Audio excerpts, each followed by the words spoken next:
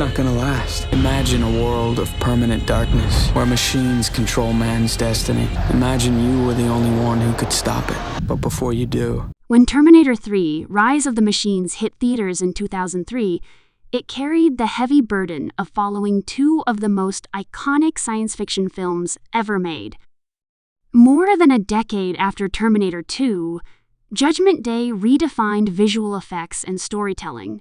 This new chapter sought to continue the legacy of the franchise while introducing a new era of danger, destruction, and destiny. Directed by Jonathan Mostow, the film took the core idea of the Terminator Saga man's struggle against his own creation and expanded it into a darker, more explosive tale of inevitability. The story was no longer just about preventing Judgment Day, it was about facing it head-on.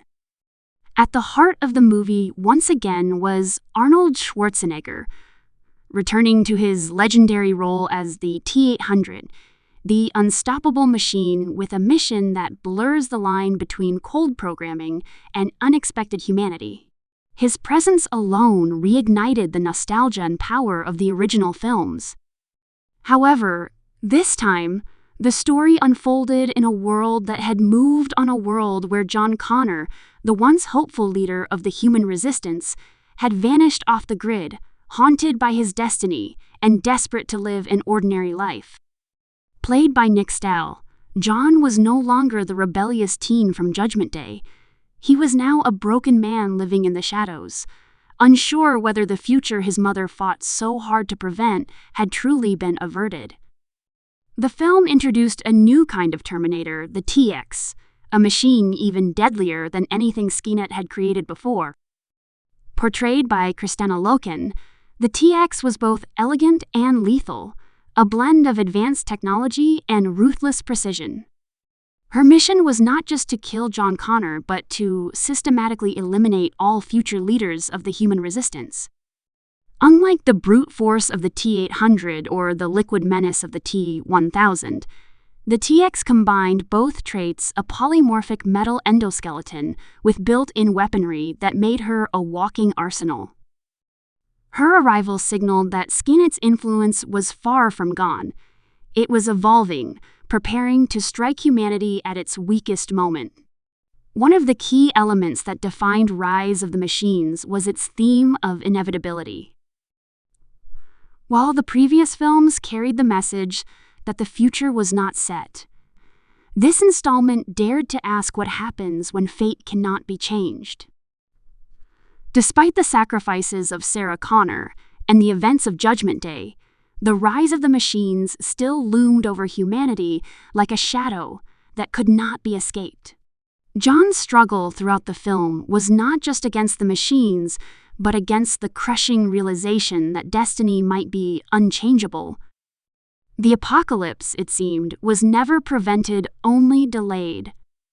As the story unfolded, the familiar formula of chase, survival, and moral awakening returned with a more apocalyptic tone. The film's opening scenes set the stage with a world on the brink of collapsed technology everywhere, humans growing ever more dependent, and the unseen presence of Skynet lurking behind every system. The T-800's reappearance brought both comfort and danger. Though sent once again to protect John Connor, this version of the Terminator carried subtle differences. It was colder, more mechanical, yet with faint echoes of understanding, a reminder that even machines could evolve in strange ways. Claire Danes joined the cast as Kate Brewster, a new and vital character in the story. Her role was not just as a companion to John, but as someone whose fate was intertwined with his in ways neither of them could fully understand.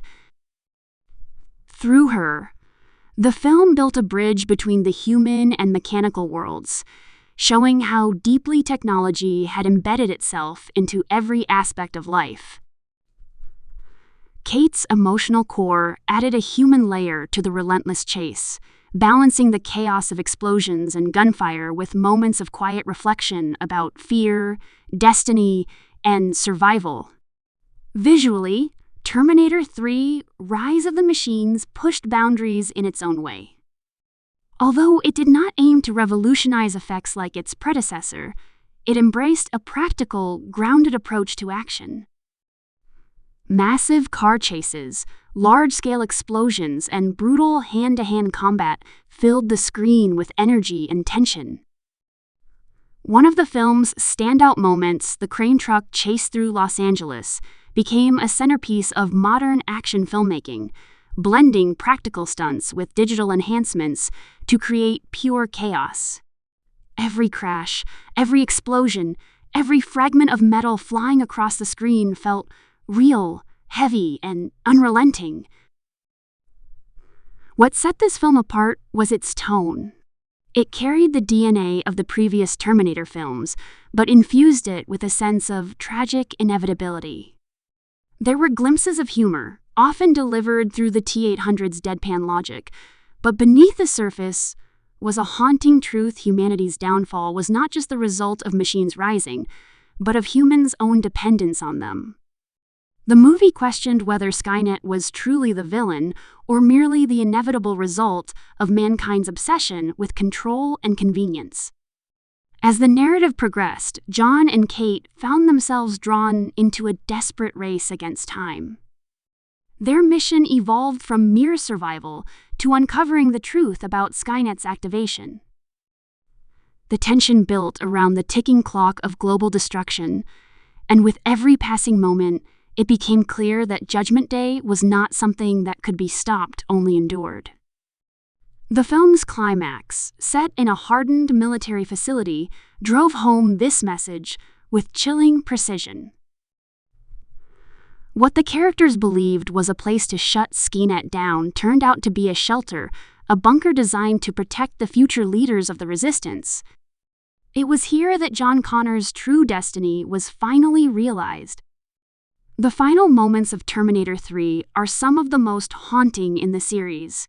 As nuclear war erupts across the globe, John and Kate stand helpless, hearing the desperate voices of survivors reaching out over static-filled radios. Skynet had launched its attack, and Judgment Day had begun. The message that had lingered since the first film, that the war between man and machine was inevitable, was now fulfilled.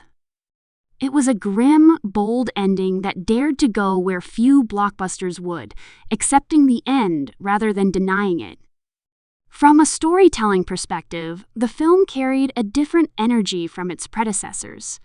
While The Terminator was a gritty thriller and Judgment Day was an emotional, effects-driven spectacle, Rise of the Machines was a bridge, the transition from survival to apocalypse. It didn't seek to outshine its predecessors in scope or emotion. Instead, it expanded the mythos, setting the stage for the dark future audiences had only heard about before. In many ways, it was the story of acceptance of John Connor stepping into his role not as a hero of choice, but as a leader born out of catastrophe. Arnold Schwarzenegger's performance carried a weight of nostalgia and command. Even after years away from the role, he embodied the mechanical precision and stoic presence that defined the Terminator. His interactions with the human characters added subtle humor and rare glimpses of empathy, reinforcing his unique place as both protector and reminder of the past.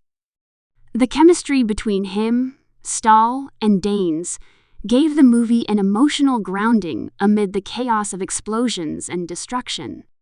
Behind the scenes, the film represented a turning point for the franchise.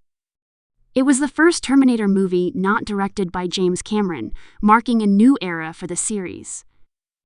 Jonathan Mostow's direction focused less on redefining cinema and more on crafting a relentless, tightly paced action thriller that respected the franchise's legacy while paving the way for the future. The shift in creative hands brought a different rhythm, one that leaned toward fatalism and spectacle rather than hope and innovation.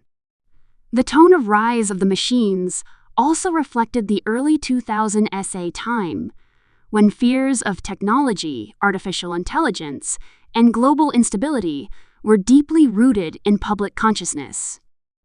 The film's depiction of Skynet as a self-aware system embedded within global networks felt prophetic, echoing real-world concerns about automation and control. In that sense, the movie wasn't just a continuation of a science fiction saga. It was a reflection of the anxieties of its time.